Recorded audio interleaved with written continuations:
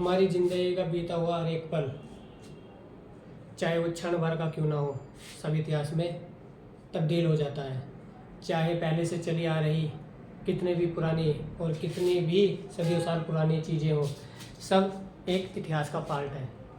मैं अरुण कुमार इतिहास की पहली क्लास लेकर आया हूँ आपके लिए, जिसमें हम जानकारी प्राप्त करेंगे कि इतिहास को जानने के क्या क्या स्रोत हैं। मतलब अगर हम किसी चीज़ के बारे में इतिहास के जानकारी अगर हमें प्राप्त करनी है तो हम किस किस चीज़ों से इतिहास के बारे में जानकारी प्राप्त कर सकते हैं। जैसे अगर किसी भी लड़के को किसी लड़की के से बात करने के लिए उसकी जानकारी पहले जानकारी निकालनी पड़ती है, ऐसे ही हमें किसी भी चीज़ की जानकारी निकालने के लिए पहले उसके इतिहास के बारे में जानना होता है।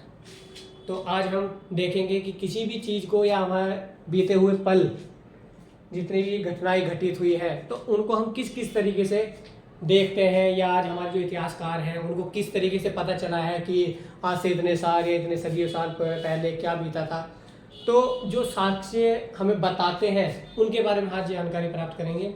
यह जो ऑप्शनल जितने ऑब्जेक्टिव एग्ज़ाम होते हैं उनके हिसाब से तो ये टॉपिक थोड़ा सा मतलब हल्का है, पर जो राइटिंग के जितने भी एग्ज़ाम होते हैं उनके लिए यह टॉपिक मुख्य बन जाता है, क्योंकि उसमें कुछ क्या है कि कभी कभी कुछ क्वेश्चन डाल देते हैं। इस तरीके के क्वेश्चन आते हैं कि इतिहास को जानने के साक्ष्य किस किस तरीके से हैं, और या फिर एक टॉपिक डाल देगा उसमें, जैसे कि स्मारक के बारे में डाल देगा, सिक्के के बारे में डाल देगा। तो उसमें पता चलता है कि मतलब इसमें राइटिंग का जो स्कोप है वो अधिक है। ऑब्जेक्टिव कभी कभी क्वेश्चन कोई बना देता है, वैसे इतना ज़्यादा क्वेश्चन नहीं बनते हैं। उसके जो अंदर के जो चैप्टर होंगे इतिहास के उसके बारे में अधिक जानकारी आपको ज़्यादा क्वेश्चन मिलेंगे। तो आज हम शुरू करते हैं अपनी पहली क्लास इतिहास की।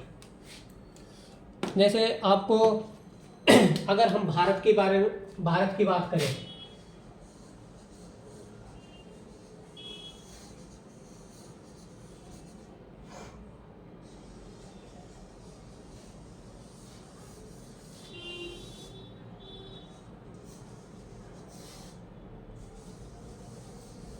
ये हमारा भारत, अगर हम इसके ही बारे में जानकारी प्राप्त करने के लिए अगर मैं किसी को कहूँ या तुम में से किसी को कहूँ कि इसके बारे में कुछ जानकारी हमें दो, तो कोई भी अनपढ़ बच्चा उठ के सबसे पहले यही देखेगा कि इसके मतलब भौगोलिक स्थिति क्या है, क्या क्या यहाँ पाया जाता है, क्या क्या चीज़ें हैं, किस किस चीज़ें मतलब किस स्थान पे क्या है, उसके बारे में जानकारी देगा हमको।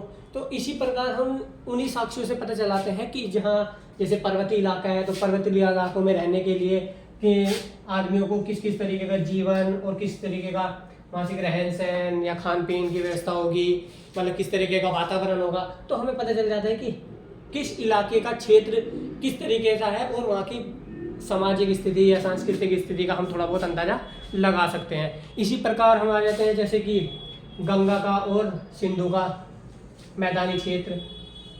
यहाँ पर आने के बाद हमें पता चलता है कि यहाँ पे किस तरीके से लोग रहते हैं, क्योंकि मैदानी इलाका है, मैदानी इलाका उपजाऊ है, तो यहाँ पे खान पीन किस तरीके से होगी, रहन सहन क्या होगा। इसी तरीके से हम आ जाते हैं अपना दक्षिण के पठार में, ये राजस्थान है, यहाँ रेतीला इलाका है, रेत पाया जाता है। तो यहाँ से हमें पता चलेगा कि रेत के में जो आदमी रह रहे हैं तो किस तरीके से रह रहे हैं, उनके इतिहास के बारे में, उनकी मतलब किस तरीके की दिनचर्या होगी, क्या होगी। इसी तरीके से हम आ जाते हैं अपने दक्षिण के पठार में।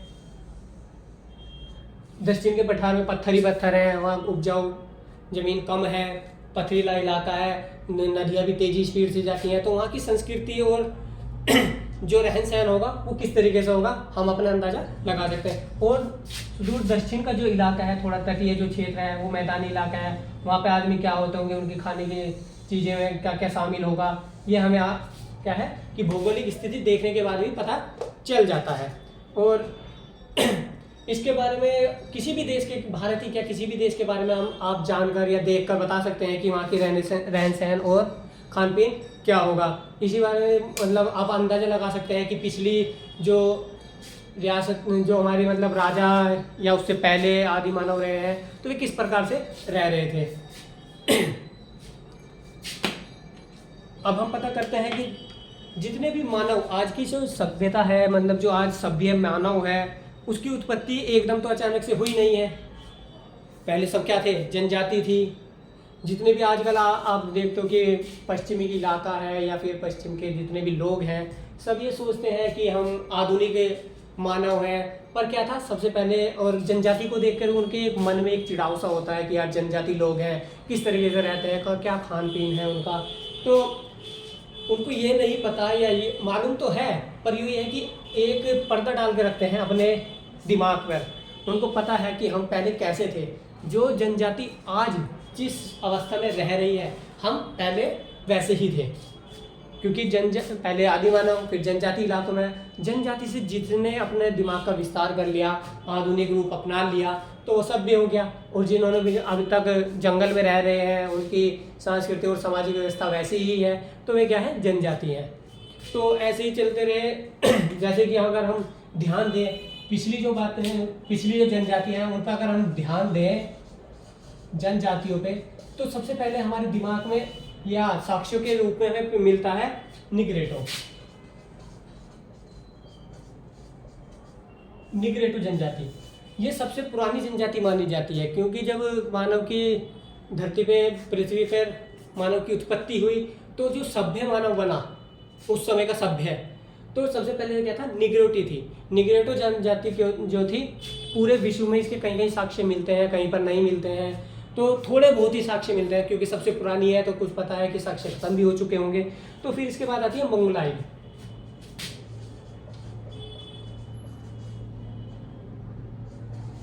मंगोलाइड ये क्या है, मंगोलाइड जनजाति मध्य एशिया के जो क्षेत्र है, मध्य एशिया के क्षेत्र है मंगोल वाला। इस समय अगर आप ध्यान दोगे तो मंगोल वाला जो क्षेत्र है, वहाँ की ये जनजाति है।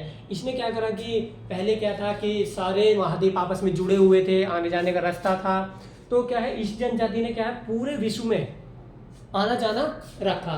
तो अगर सेंटर में ये बसे हुए थे, तो जब इनको मतलब जरूरत पड़ी या जनसंख्या बढ़ी इनकी, तो क्या हुआ, ये चारों दिशाओं में विस्थापित हो गए और अपना अपना बसेरा कर लिया। तो इनके भी साक्ष्य इतने अच्छे नहीं प्राप्त होते हैं, कहीं कहीं पर प्राप्त होते हैं, कहीं पर नहीं मिलते हैं। मतलब पूरा मुख्य रूप से नहीं कह सकते कि ये कहाँ पर थे या कहाँ से थे, पर यह है कि मंगोलाइड जो मतलब इनके जो साक्ष्य मिले हैं, जो इनके जो कंकाल मिले हैं, कंकालों से पता चलता है कि इनकी जो बनावट थी शरीर की, वो क्या थी, मंगोल के जो आदमी हैं उनसे मिलती जुलती थी। तो इसलिए इनका नाम मंगोलाइड रख दिया।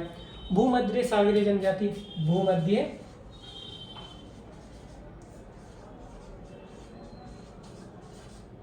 सागरीय जनजाति, ये जनजाति भूमध्य सागर जो विश्व का जो मैप है उसमें आपने देखा यूरोप से नीचे और अफ्रीका से ऊपर जो वाला जो पानी का जो क्षेत्र है वो क्या है, भूमध्य सागरीय क्षेत्र। उसके आसपास जितने भी क्षेत्र थे वहाँ पर क्या थी, जनजाति रहने लगी थी, क्योंकि वहाँ पे पानी की सुविधा थी और हरा भरा सारा क्षेत्र था। वहाँ से क्या करा कि इन जनजाति ने जब इन जैसे मंगोलाइड की जनसंख्या बढ़ने लगी तो इन्होंने विस्थापन करा, या फिर किसी भी कारण से इन्होंने विस्थापन करा, तो इन्होंने भी क्या करा, विस्थापन करा और अलग अलग क्षेत्रों में, अलग अलग देशों में जाकर ये भी बसने लगे। ये तो हो गई जनजाति की बात। मतलब कुछ जनजाति क्या है कि अलग अलग देशों में जाकर बसने लगी। ऐसे ही भारत की कुछ जनजातियां होंगी, हमें साक्ष्य नहीं मिल पा रहे हैं कि वे भी जाकर बाहर देशों में बसने लगी होगी। अगर हम देखें कि अगर किसी भी इतिहास के बारे में अगर हम जानकारी को देखें, तो हमें पता चलता है कि हमारा जो भारत का इतिहास है वो इतना स्पष्ट नहीं है। मतलब आज जितना कि हमारे देश में कब से कौन सी जनजाति आई, कौन सी नहीं, पर आर्यों के आने के बाद जो वेदों की जो लिखावट हुई उससे थोड़े बहुत साक्ष्य प्राप्त होने लगे हैं, क्योंकि वहाँ से क्या हुआ, उन्होंने लिखना प्रारंभ कर दिया। भारत के लोगों की कुछ मान्यताएं ऐसी भी हैं कि भारत का लोग क्या चाहता है कि अगर किसी भारतीय ने कुछ एक्सपेरिमेंट पे कर लिया या कुछ बनाने लगा, कुछ अलग बनाने लगा, तो वो सोचता है कि मैं अपने पड़ोसी को ना बताऊं, कभी वो हमसे अच्छा या हमसे पहले बना ले। तो ये क्या है, भारतीय के लोगों की एक थोड़ी सी मतलब या तो मनोस्थिति ऐसी कह दो या कुछ अलग चीज़, वे चाहते हैं कि पड़ोसी का भला ना हो या पड़ोसी को पता ना चल जाए। तो इन्होंने क्या करा कि अपने साक्ष्य लिखित रूप में नहीं रख पाए, या फिर कुछ ऐसी जानकारी नहीं छोड़ी कि जिससे कि मतलब विश्व को पता चल जाए कि हम पहले इस तरीके से रहते थे या इस तरीके के लोग थे। इसलिए भारत वाले की पहले से ही मनोस्थिति ऐसी बनी रही है। अगर आज भी आप देखोगे पड़ोस में अगर कुछ स्पेशल, अगर वो अपना घर भी बना रहा है या घर में कुछ स्पेशल चीज़ लगा रहा है या आधुनिक चीज़ लगा रहा है तो पड़ोसी को नहीं बताएगा, क्योंकि वो सोचेगा अगर मैंने पड़ोसी को बता दिया तो पड़ोसी इस चीज़ को बना लेगा। तो ये पहले से ही मनोस्थिति भारत वालों की रही है। तो उन्होंने क्या करा कि हमें वेदों से पहले के लिखित साक्ष्य कुछ भी प्राप्त नहीं होता है। आर्य भारत से आए या भारत के थे, ये भी अभी तक विवाद का क्वेश्चन बना हुआ है, इसके बारे में हम आगे पढ़ेंगे। तो जैसे ही वेद आर्य आए, उन्होंने वेद का लिखित रूप में रखा, तब से हमें थोड़े बहुत लिखित साक्ष्य प्राप्त होने लगे हैं।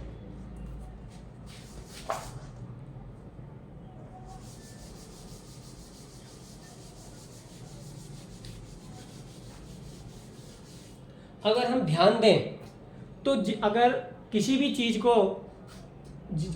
की जानकारी निकालने के लिए हमें जो है साक्ष्यों पर निर्भर होना पड़ता है। हमें पता करना पड़ेगा कि किस किस चीज़ से हमें उसकी जानकारी निकाल सकते हैं। अगर कोई लड़का किसी लड़की को कह दिया जाए कि इस लड़की के बारे में जानकारी निकालनी है, तो वो कहाँ जाएगा? पहले तो उसकी सहेलियों से बातें करेगा, इसकी सहेलियों से कुछ पता चल जाए, पता करेगा कि किस ट्यूशन में जाती है, कहाँ जाती है, घूमने कब निकलती है, सुबह को किस स्कूल के लिए कब निकलेगी। तो क्या है कि वो मतलब कहीं ना कहीं से कुछ ना कुछ जानकारी प्राप्त करेगा। ऐसे ही हमारा इतिहास है, तो इतिहास को किसी का इतिहास भी जानने के लिए हमें क्या क्या चीज़ें चाहिए।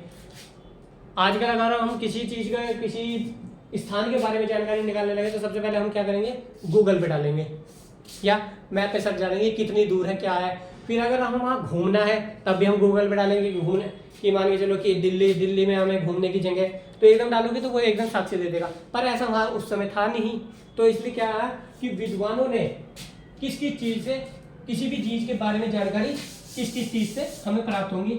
जैसे कि अगर हम आज से ईसा पूर्व से कई हजार साल पुरानी अगर हम जानकारी प्राप्त करने लगे तो हमें किस किस चीज़ की जरूरत पड़ेगी। जैसे कि अगर हम देखेंगे पहले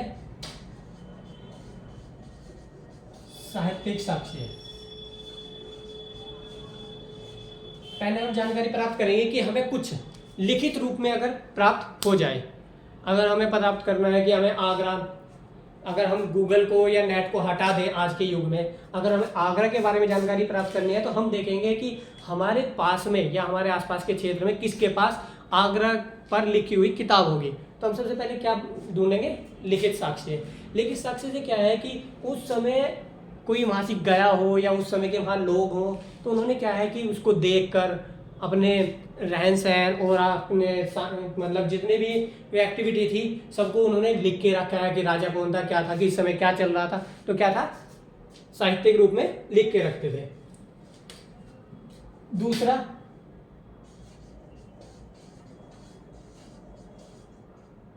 विदेशी यात्री।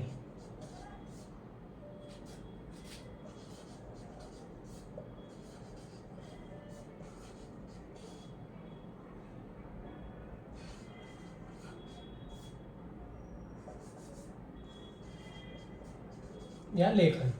मैंने जैसे अभी बताया कि आगरा के बारे में अगर हमें जानकारी लेनी है तो हम क्या करेंगे? सबसे पहले जो वहाँ से गया था पहले कभी, या तो वो लिखेगा या फिर वहाँ का रहने वाला लिखेगा। वहाँ का रहने वाला तो साहित्यिक साक्षी हो गया। विदेशी यात्री, जो दिल्ली का आदमी कभी आगरा गया था, वो घूम के आया, वहाँ से लोगों से उन्होंने जानकारी प्राप्त करी कि यहाँ के यहाँ लोग क्या खाते हैं, क्या रहते हैं, कब से यहाँ से कैसे तरीके से रह रहे हैं, कि कौन तुम्हारा आया था, उसके बारे में क्या है वो लिखित रूप में या किसी चीज़ के छाप के पत्थर उत्थर पे लिख के लेके आएगा। और हमें पता चलेगा कि दिल्ली वालों को जिससे भी जानकारी, अगर हमें आगरा जाना है तो हम क्या करेंगे?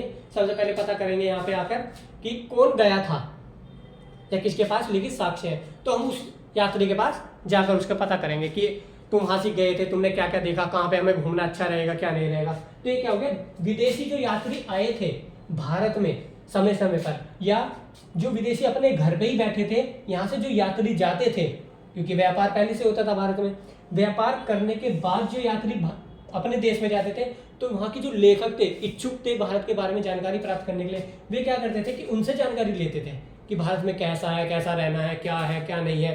कि अगर किसी, जैसे मैंने अभी तुमको बताया था कि अगर किसी लड़की के बारे में किसी लड़के को पूछना है तो वो क्या करता है? उसकी सहेली को पकड़ता है। सहेली को पकड़ के उससे पूछेगा कि ये क्या करती है, क्या है, किसका नाम क्या है, घर कहाँ पे है, नंबर, सब आजकल तो नंबर ले लेते हैं, तो उसके बारे में जानकारी प्राप्त करेगा। ऐसे ही क्या था कि ये यात्रियों से पूछते थे कि भारत में ऐसा क्या है कि हम जो उसके सुनते हैं वो अच्छी बात, जो अच्छी बातें हम सुनते हैं वे सच है या गलत है, क्या जैसा भी है, तो वे उसके बारे में पता करके तब अपनी किताबों में या किसी चीज़ पर लिखते थे। और सबसे जो अच्छा और सटीक माना जाता है पुरातत्व साक्ष्य। ये एक ऐसा साक्ष्य है जो अपना ना बोलते हुए भी सब चीज बता देता है। जैसे अगर किसी पत्थर को अगर हम नदी के किनारे जा रहे हैं, अगर कोई पत्थर पड़ा हुआ है वो बिल्कुल चिकना है, मतलब उसकी परत जो बाहर की है वो घिसकर बिल्कुल चिकनी हो गया है, तो वो ना बोलते हुए भी अपने बारे में सब बता देता है। अब ये सोचेंगे, कुछ सोचेंगे कि यार ये क्या बात हो गई कि पत्थर अपने आप बारे में ही कुछ बता देता है। मतलब ये सोचने वाले का तरीका है कि वो उसके बारे में, भाई कुछ सोच रहे होंगे कि पत्थर क्या बोल के बताएगा अपने बारे में, पर अगर कोई सही दिमाग का या कोई सही सोचेगा तो पत्थर को देख के बता देगा कि ये ना बोलते हुए भी इतना कुछ बता रहा है कि इसके पास प्रकृति ने इसको इस तरीके से ढाला है या नदी ने इसको इस तरीके से डाला है कि ये पहले उबड़ खाबड़ था और अब घिस कर क्या हो गया है, चिकना हो गया है। तो उसने ना बोलते हुए भी अपने बारे में सब चीज़ बताती है। अगर आपने उसके बारे में सोचा है तब, और ना सोचने के बाद तो वो पत्थर ही है एक नॉर्मल। तो क्या है कि पुरातात्विक साक्ष्य एक ऐसे साक्ष्य है कि ना बोलते हुए भी अपने बारे में सब चीज बता देते हैं, और ये क्या है, सटीक साक्ष्य है। जैसे हम पहले ही ले लेते हैं, पहला साक्ष्य क्या था हमारा, साहित्यिक। अगर हम साहित्यिक साक्ष्य देखें भारत के, क्योंकि हमें सबसे पहले जानकारी हमें विश्व की नहीं रखनी है, इतिहास के बारे में। कुछ घटनाएं ऐसी हैं, अगर हम इतिहास पढ़ रहे हैं कि कुछ घटनाएं विश्व में ऐसी घटित हुई हैं जिनको हमें जानकारी रखनी है, और उन घटनाओं का असर भारत पे भी पड़ा है, तो हम उन घटनाओं को पढ़ते हैं। अगर उन घटनाओं का भारत पे कोई असर ना पड़ता तो हमें कोई जानकारी रखने की जरूरत नहीं थी। जिन घटनाओं का असर भारत पे पड़ा है तो हमें विश्व की जानकारी वे वाली चाहिए, न कि और कुछ। तो हम जितना भी इतिहास पढ़ेंगे भारत का पढ़ेंगे, जितने भी साक्ष्य होंगे सब भारत के देखेंगे। विदेशी यात्री जितने भी आए भारत आके जिन्होंने अपने बारे में लिखा वो हम पढ़ेंगे। पुरातात्विक साक्ष्य हम विदेश के नहीं पढ़ेंगे, भारत के पढ़ेंगे। क्योंकि सबसे पहली बात यह है कि हमें अपने घर के बारे में पता होना चाहिए। जब तो दूसरे के घर के बारे में पता करेंगे, जब हमें अपने घर के बारे में नहीं पता तो दूसरे के घर के बारे में पता जानकारी लेकर क्या करेंगे। कि कोई भी हमें टोक देगा कि भाई तुझे तो अपने घर का नहीं पता है, तो हमारे घर का क्या पता चलेगा। तो हम देखेंगे कि भारत के जितने भी इन तीनों साक्ष्यों से हमें जितनी भी जानकारी भारत की मिलेगी, तो हम सबसे पहले क्या करेंगे कि भारत की ही जानकारी प्राप्त करें। जितने भी पुरानी किताबें हुई हैं, जितने विद्वान हुए हैं, सबने क्या करा है कि पहले अपने घर की जानकारी प्राप्त करेंगे। कुछ विदेशी भी घटनाएं हुई हैं जो विश्व इतिहास के बारे में के समय पढ़ाई जाएंगी। तो जैसे क्या है, साहित्यिक साक्ष्य, इसको क्या है, लेखकों ने बांटा है दो भागों में। एक हो गया धार्मिक, क्योंकि चलते हुए जब हमारा समाज चल रहा था तो उस समय दो किताबें लिखी जा रही थी। क्या है, एक धर्म के ऊपर और एक लौकिक। मतलब उसमें कोई धर्म नहीं था, बस समाज के बारे में या उस समय रह रहे लोगों के बारे में जानकारी देती थी। और ये देती थी धर्म के बारे में कि इस समय भारत में क्या चलन था, किस तरीके की पूजा होती थी, क्या मंदिर थे नहीं थे, लोग क्या करते थे, उनकी दिनचर्या में क्या था, किस धर्म को मानते थे, अपने संस्कार मतलब किस तरीके से ढाल रखे थे उन्होंने। तो ये सब जानकारी मिलती है। तो सबसे पहले मिलती है, जैसे कि अगर हम धर्म में देखा जाए तो जैसे धर्म में थे वेद। सबसे पुराना जो हमारे साक्ष्य है, लिखित साक्ष्य को माना जाता है वेदों को माना जाता है। और इसी में जैसे ब्राह्मण और उपनिषद,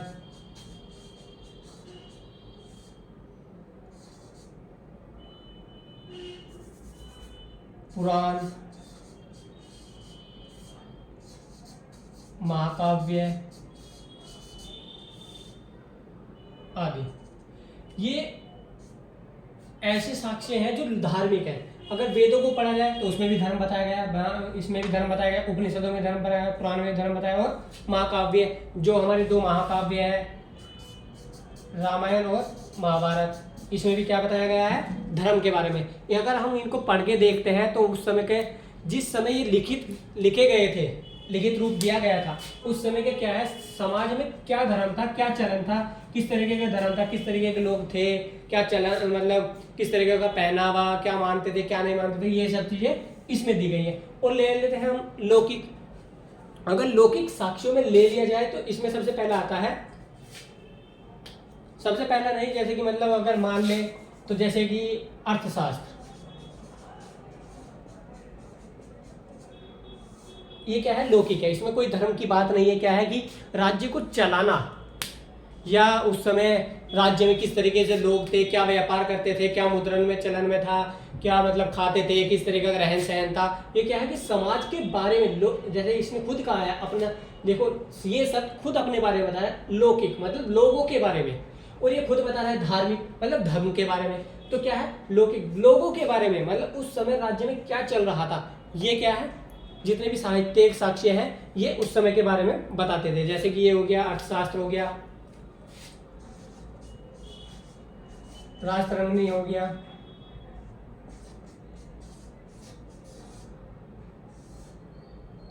ये आर्यभट्ट,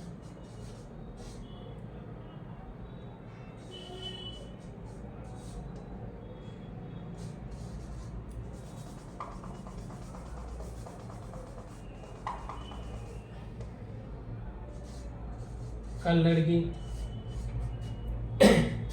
और इसी के ऐसे ही चले तो ये होगी मुद्रा राक्षस,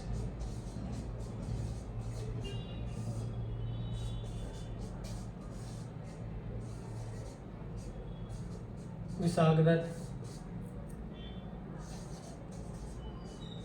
महाभाष्य,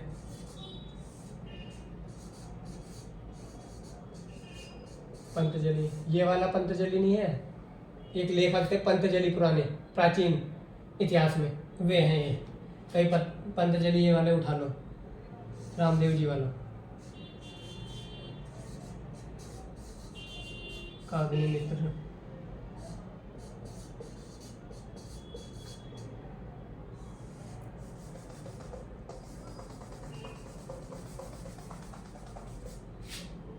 कालिदास, कालिका दास, मतलब मैं मजाक में बोल रहा हूँ, कालिका दास नहीं कालिदास, ठीक। ये साक्ष्य क्या है, लौकिक साक्ष्य है, मतलब ये जितनी भी किताबें हैं, और भी किताबें हैं, अगर क्लासेस चलती रहेंगी मेरी ऐसे ही, वो आगे जितनी भी आएंगी मैं सबको आपको विस्तार पूर्वक बताऊंगा कि इन किताबों में क्या क्या है और क्या नहीं है। जितनी भी ये किताबें हैं इस तरीके की, ये क्या है, लौकिक है, उस समय समाज में या राज्य में क्या चल रहा था, लोगों के बारे में जानकारी हमें ये देती है। अगला साक्ष्य आता है हमारा विदेशी।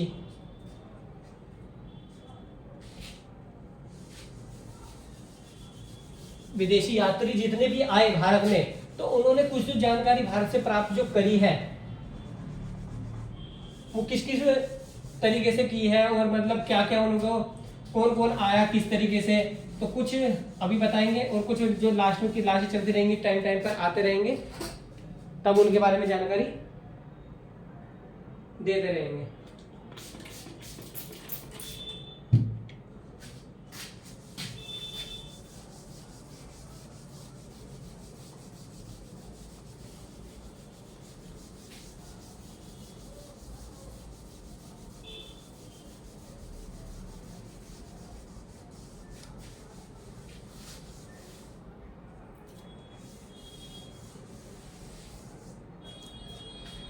तो दूसरा आता है विदेशी यात्री विवरण, ठीक। इसमें क्या है कि जो विदेश के जितने यात्री आए या उन्होंने सुना, तो उसके बारे में जानकारी मिलती है हमें। जैसे पहले यूनानी, क्या है, यहाँ यूनानी यात्री आए, यूनानी यात्रियों ने आकर यहाँ पर मतलब कुछ उन्होंने सुना, कुछ यहाँ पर आकर यात्रा के द्वारा आए, और उन्होंने कुछ ना कुछ किताबों में लिखा। तो सबसे पहले आता है यूनानी यात्री।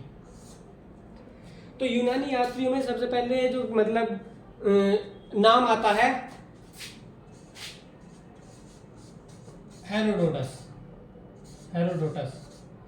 इसको इतिहास का पिता, जैसे हमने कल इससे पहली क्लास में हमने भूगोल वाला पढ़ा था, भूगोल का पिता बताया गया था, तो ऐसे ही हेरोडोटस को क्या बताया जाता है, इतिहास का पिता।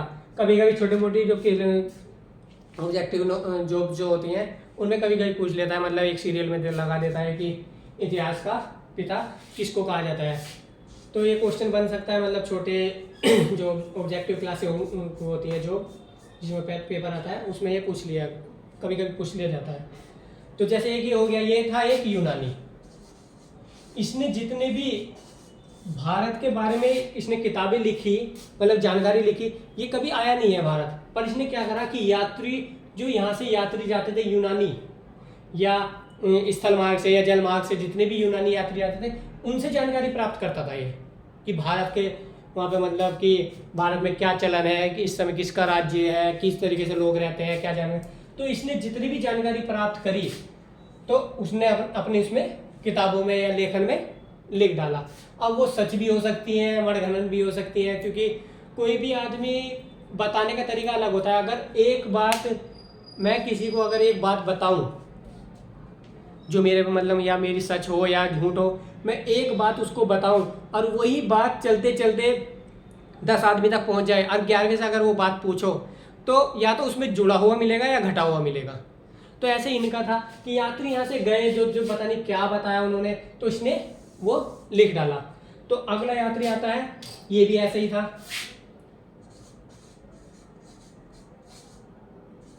टेथियस, ये क्या था, एक ईरानी था, ईरान का था और राजवैद्य था। इसने भी ऐसी जानकारी प्राप्त की, ये भी कभी भारत नहीं आया। इसने भी क्या जानकारी प्राप्त की, यात्रियों से, जितने भी यात्री यहाँ आते थे उनसे जानकारी प्राप्त कर कर इसने लिखा, और भारत के बारे में इसके साक्ष्यों से भी थोड़ी बहुत जानकारी प्राप्त होती है। अब आता है असली जो मतलब साक्ष्य नहीं मिल पाए, पर असली यूनानी वही थे जो सिकंदर के समय आए। सिकंदर के समय आने वाला नियार्कस, ये सिकंदर के साथ भारत आया था, इसने लिखा भारत के बारे में।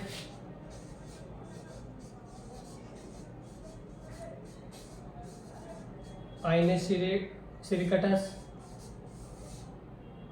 और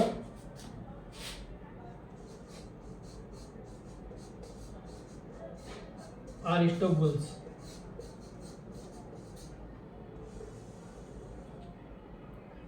ये क्या थे कि सिकंदर के साथ आए थे, जब सिकंदर ने भारत में आक्रमण किया था उसके साथ थे ये। तो इन्होंने क्या किया, तो सिकंदर ज्यादा क्षेत्र तो जीत नहीं पाया, भारत के इसी क्षेत्र को जीत पाया। तो इन्हें जितनी भी जानकारी यहाँ से प्राप्त हुई तो इन्होंने अपने लेखन में उसको लिख दिया।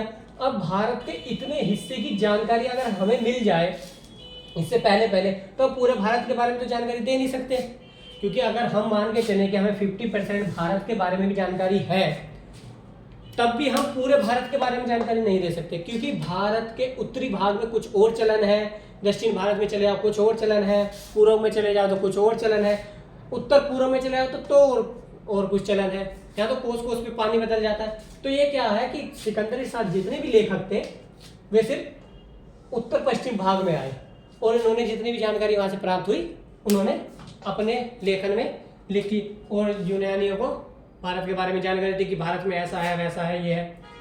फिर आया ये इंपोर्टेंट लेखक है मैक्सनीज। इसके बारे में हम विस्तृत जानकारी जब हम आगे क्लासें लेंगे, जब मैं क्लासें लूंगा तब उसके बारे में विस्तृत जानकारी दूंगा आपके इसके बारे में। ये था सेल्यूकस का एक राजदूत था।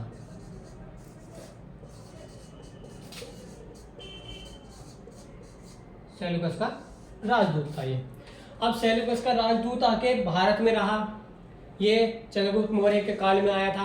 और यहाँ पे रहकर इसने कई साल यहाँ सीख रहा और भारत के बारे जितनी भी जानकारी इसको मिली इसने अपनी पुस्तक इंडिका में। ये क्वेश्चन भी कभी कभी आ जाता है, ऑब्जेक्टिव जितने भी एग्जाम होते हैं ये पूछ लेता है कि सेल्यूकस किसका राजदूत था, किसके काल में आया था और इसने इसकी पुस्तक का नाम, ये इस तरीके से पूछ लेता है ऑब्जेक्टिव पेपर में कभी कभी आ जाता है। क्या बताया मैंने कि मैक्सिनी किसका राजदूत था, किसके काल, चंद्रगुप्त मौर्य के काल में आया और इसने क्या लिखी, इंडिका लिखी। फिर जब एक बार राजदूत आ गया भाई, अब पता चल गया कि भारत के बारे में कि सब राजाओं को कि हम अपना राजदूत वहां भेज सकते हैं, कोई खतरा नहीं है। पहले क्या चलन था कि भारत के बारे में कुछ मनगढ़ंत बातें भी थी कि भारत में इतने मतलब बड़े बड़े राजा रहते हैं, इतने खतरनाक हैं कि वे किसी को मार देते हैं, अगर तुमने उसके उनके बारे में हल्की सी कुछ बोला या लिखा उसको भी मार देते हैं। तो सबके मन में मतलब एक डर बना हुआ था। डर बनने के कारण क्या है कि कोई भी राजा अपना यहाँ तो यार राजदूत भेजता था, वह व्यापारी आते थे, व्यापारी क्या करते थे कि उनको लूट लिया जाता था किनारों पे, तो वे क्या करते थे कि उसी मनगढ़ंत लूट को भारत के बारे में बोल देते कि भारत के आदमी ऐसे हैं वैसे हैं। तो जब सबसे पहला राजदूत मैक्सिनी सेल्यूकस का राजदूत जब भारत में आकर रहा तो फिर सबकी मान्यता बदल गई कि उन्होंने कहा कि यार जब सेल्यूकस का राजदूत वहाँ रह रहा है यार, अच्छा रह रहा है, इसके बारे में जानकारी देता है कि इतने अच्छे लोग हैं, इतने बड़े लोग हैं, इतना धान्य से भरा हुआ है, कृषि का क्षेत्र इतना बड़ा हुआ है, कर इतना कम है, जनता खुश है। तो उन्होंने क्या करा कि फिर तो आने की लाइन लग गई। जैसे कि फिर डाइमैकस ये आया, ये था सीरिया का कोई राजदूत राजा था, उसका राजदूत था ये। इसने भी आकर भारत के बारे में जानकारी प्राप्त करी। ये आया था बिंदुसार के समय।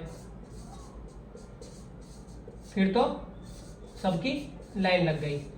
एग्जाम में पूछ सकता है कि बिंदुसार के समय किस राज्य का राजदूत आया, सीरिया का, या पूछ सकता है कि बिंदुसार के समय कौन सा राजदूत आया, डाइमेकस। तीन नाम, तीन ही क्वेश्चन पूछ सकता है। डाइमेकस किसके राज्य में आया, या बिंदुसार के समय कौन आया, या किसका आया। इसी प्रकार फिर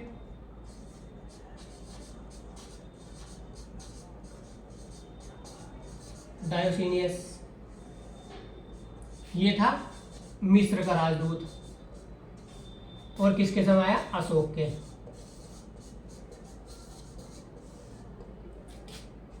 सबसे बड़ा राक्षस अशोक और सबसे दयालु राजा भी इसी को कहते हैं।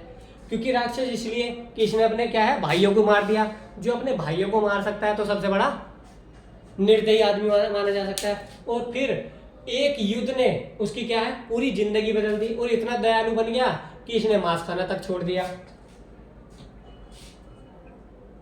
ये जानकारी होगी हमारी यूनानी। जितने भी यूनानी है और भी आए, हम धीरे धीरे जैसे पढ़ते रहेंगे सब क्या विस्तार पूर्वक आपको बताया जाएगा।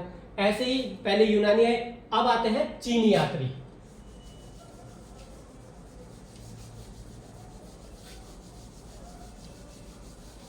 क्योंकि जब यूनानी पीछे नहीं रहे तो चीन तो बगल में था और उस समय बौद्ध धर्म का विस्तार हो चुका था। तो वे क्या करते थे कि बौद्ध धर्म की जानकारी प्राप्त करने के लिए भारत आते थे और यहाँ पर रहते थे। तो जब यहाँ रह रहे हैं तो यहाँ के बारे में जानकारी भी मिल जाएगी कि इस समय क्या चलन में है, राजा के व्यवहार क्या है, तो ये जानकारी उनको मिल जाती थी। और वे क्या करते थे कि या तो अपने देश में जाके बोलते थे तो कुछ लोग वहां से लिख लेते थे, और या फिर वे खुद ही अपना लिख लेते थे।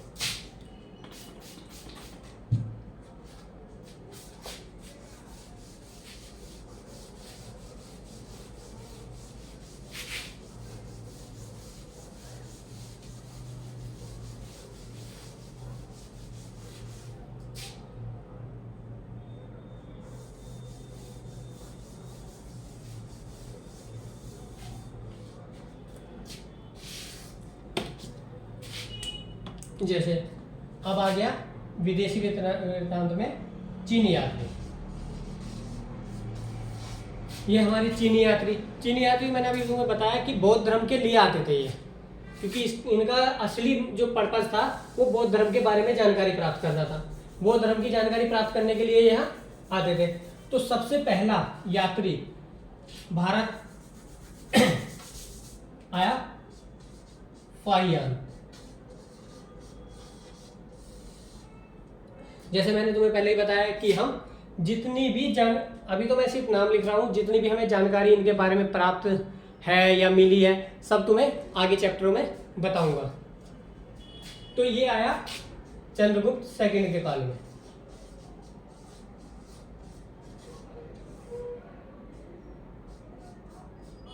चंद्रगुप्त सेकंड के काल में ये भी बौद्ध यात्री था। ये इसने भारत में आकर बौद्ध धर्म के बारे में जानकारी निकालनी थी, तो ये चंद्रगुप्त मौर्य काल में चंद्रगुप्त सेकंड के काल में आया और भारत में ही रहा और बौद्ध धर्म के बारे में जानकारी जितनी भी इसको मिली वे मिली।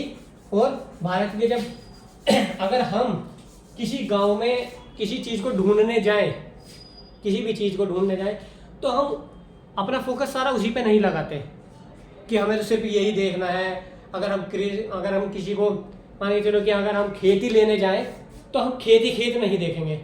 अगर हम गए हैं तो किसी के घर रुकेंगे, उसके घर के बारे में पता चलेगा, रहने वाले आदमियों के बारे में पता चलेगा, गांव में गए हैं गांव के बारे में पता चलेगा। इसी प्रकार जब ये भारत पे आया तो बौद्ध धर्म के लिए। तो जब भारत में आया तो भारत की जितनी उस समय संस्कृति थी, लोगों का रहन सहन था, उनसे नहीं बच पाया। उनके बारे में भी मतलब इसका फोकस उन पर भी गया और इसने उनके बारे में जाकर अपने देश बताया। इसने लिखा हो या फिर उन्होंने, सब हम आगे पता करेंगे। अगला मुख्य है हुएनसांग। ये आया हर्षवर्धन के काल में। ये कभी कभी पूछ लेते हैं कि चंद्रगुप्त सेकंड के बारे में के काल में कौन चीनी यात्री आया, हर्षवर्धन के काल में कौन चीनी यात्री आया।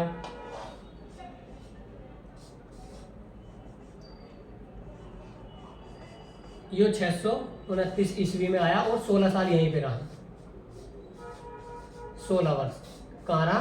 भारत में, जिसमें से इसने किस पर्पज से आया था? बौद्ध धर्म के। इसलिए इसने 16 वर्ष में से 6 वर्ष नालंदा विश्वविद्यालय में शिक्षा प्राप्त करी। 6 वर्ष नालंदा विश्वविद्यालय में क्या करी? शिक्षा प्राप्त करी। और अपने बौद्ध धर्म की बारे में जानकारी प्राप्त करने के ये भारत से चला गया। अब क्वेश्चन पूछ सकता है कि हर्षवर्धन के काल में कौन आया, कब आया, कितने साल रहा और इसने कहाँ शिक्षा प्राप्त करी। या क्वेश्चन बन सकता है कि नालंदा में पहला चीनी यात्री कौन था जिसने विद्या प्राप्त करी? हुएनसांग। ये दोनों क्या है? मुख्य है। और यात्री भी आए हैं, आगे पढ़ाया जाएगा। फिर आता है अरबी।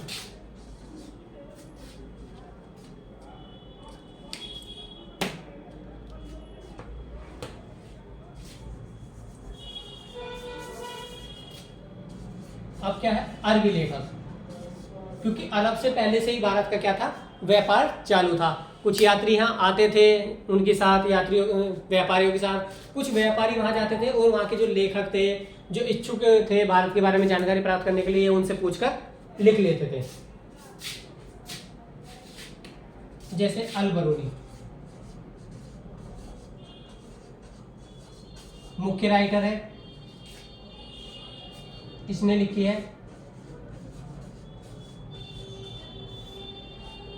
तहकीक हिंद।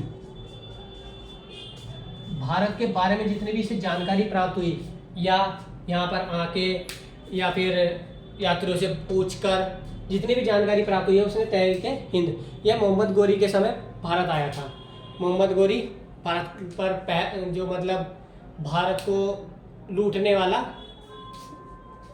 मुस्लिम शासक, उसके समय यह भारत आया था और इसने जितनी भी जानकारी प्राप्त हुई, ये युद्ध में शामिल भी था उस समय, इसने युद्ध के वर्णन भी लिखे हुए हैं। तो जितनी भी उसे जानकारी मिली उसने तहकीक हिंद में लिखी। फिर इसके बाद और भी आए, जैसे सुलेमान इसके बाद आया और हसन निजामी एक अरबी राइटर हुआ है।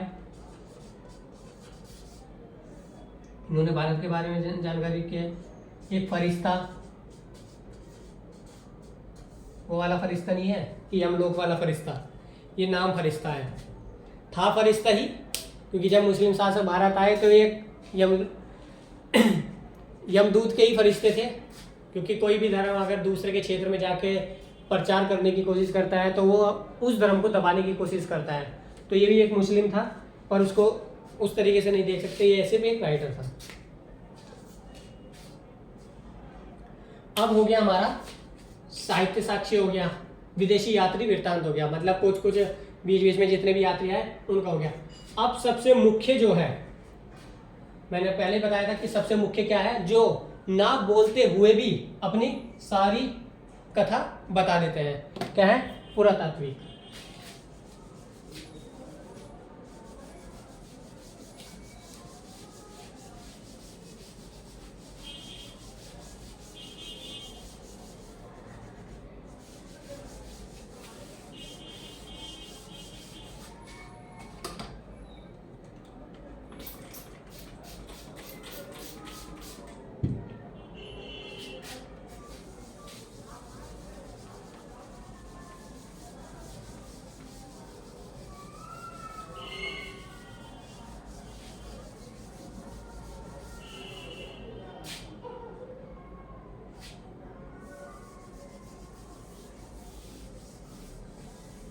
पूरा बोर्ड खराब हो गया, चलिए कोई नहीं। पुरातात्विक साक्ष्य, पुरातात्विक साक्ष्य में सबसे पहले आता है हमारे अभिलेख, क्योंकि जिस समय भारत के राजा राज्य यहाँ कर रहे थे उस समय कोई मतलब कोई ऐसी चीज़ तो थी नहीं कि एक कागज़ पे या किसी चीज कागज़ पे लिख के रख दिया वो कई साल तक चलेगा, या हमारे जैसा इस समय इंटरनेट है कि नहीं, डाला टाइपिंग करी इंटरनेट पे डाल दिया, जब तक इंटरनेट रहेगा या नेट रहेगा तो हमारी कहानी या हमारा लेखन उस पर पड़ा रहेगा, ऐसा कोई था नहीं। तो इन्होंने क्या करा कि अभिलेख लिखवाए, अभिलेख जैसे पाषाण, पाषाणों पे लिखवाए, मतलब पत्थरों पर, क्योंकि पत्थर एक ऐसी चीज़ है कि खराब तो होने वाली नहीं है। उन्होंने क्या करा, उस पर खुदवा दिया, अपनी जितनी मतलब आदेश थे या उस समय की जो भी मतलब उनको मुख्य चीज़ें लगती थी, मुख्य बातें लगती थी, वे क्या करते थे, पाषाण पे लिखवा देते थे। आज साक्ष्य मिलते हैं, पाषाण कभी खराब नहीं हुए, तो उनकी लिपि पढ़ने के बाद हमें पता चलता है कि मासिक उस समय चलन में क्या था, स्थिति क्या थी, राज्य की स्थिति क्या थी, लोग क्या करते थे, असली इनकम का सोर्स क्या था, किस तरीके से उठाते थे, ये हमें पाषाण से मिल जाता है। अगला जैसे स्तंभ, स्तंभों पर लिखवा देते थे कि एक बड़ा पत्थर का कटिंग करवा के एक स्तंभ, या जो भी उस समय मतलब सीमेंट की तरह जो भी चीज़ें यूज करते होंगे उसको बनवा के स्तंभ उस पर लिखवा दिया, शिलाओं पे लिखवा दिया बड़ी बड़ी।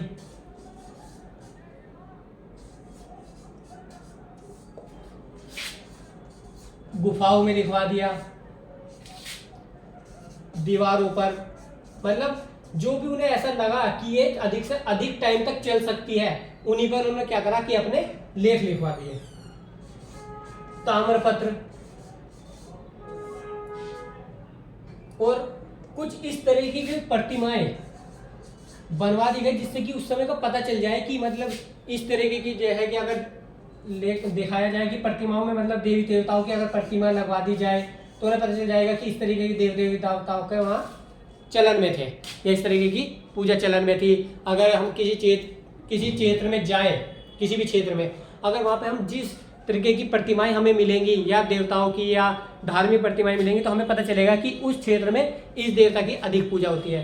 तो इस सब पता चल जाता है प्रतिमाओं को देखकर कि उस समय वो किस राज्य में क्या चलन में था। और ऐसे ही जैसे सिक्के, पुरातात्विक साक्ष्यों में सिक्के का पता चलता है।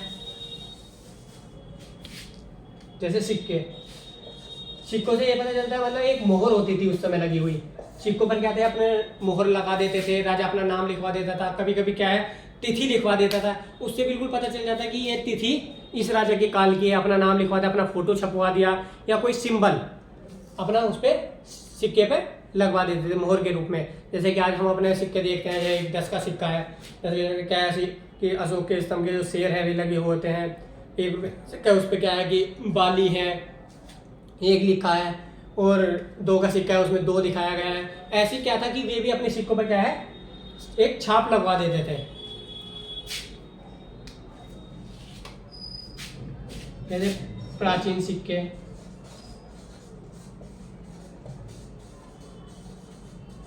सबसे प्राचीन सिक्का कभी कभी क्वेश्चन पूछ जाता है कि सबसे प्राचीन सिक्का क्या है, आठ है।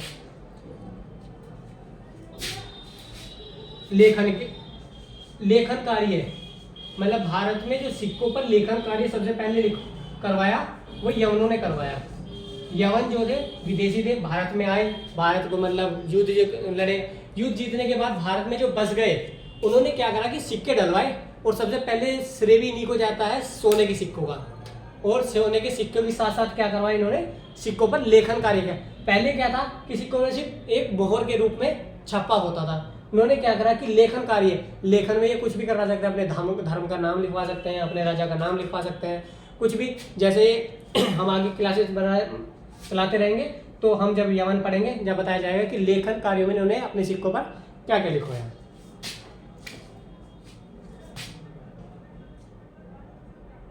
कभी कभी क्या था सिक्कों पर तिथि लिखवा देते थे, जिससे कि मैंने बताया अभी कि तिथि से पता चल जाता था कि ये किसके काल के हैं।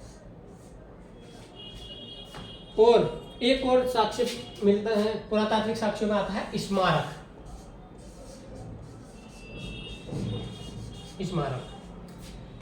स्मारक में अगर हम कहीं भी घूमने जाएं, अगर हमें स्पेशल में अगर हम किसी भी जगह जाएं, अगर हमें पार्क घूमना है और हमने सर्च करे पार्क और हम पार्क में घूमने चले गए, तो हम स्पेशली पार्क नहीं देखेंगे, वहाँ की जो अच्छी इमारतें हैं वे देखेंगे, वहाँ की जो मूर्ति है मतलब आसपास उस पार्क में जो मूर्तियाँ लगी होंगी वे देखेंगे, आसपास के अच्छे मंदिर देखेंगे।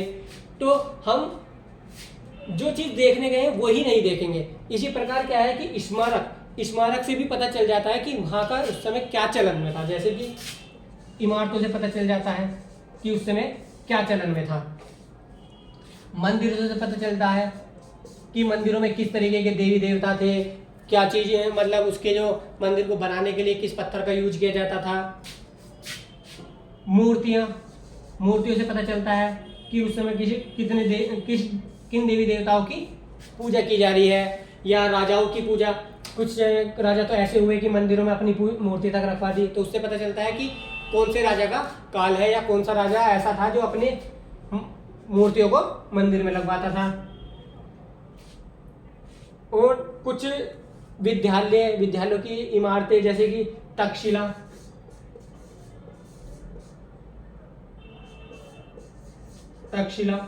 ये क्या था, एक विद्यालय भी था और एक बड़ी इमारत भी थी, जिसको देखकर पता चलता है कि उस समय मतलब शिक्षा का क्षेत्र या शिक्षा के लिए कितना राजा अपना सहयोग देते थे। सारनाथ एक मंदिर,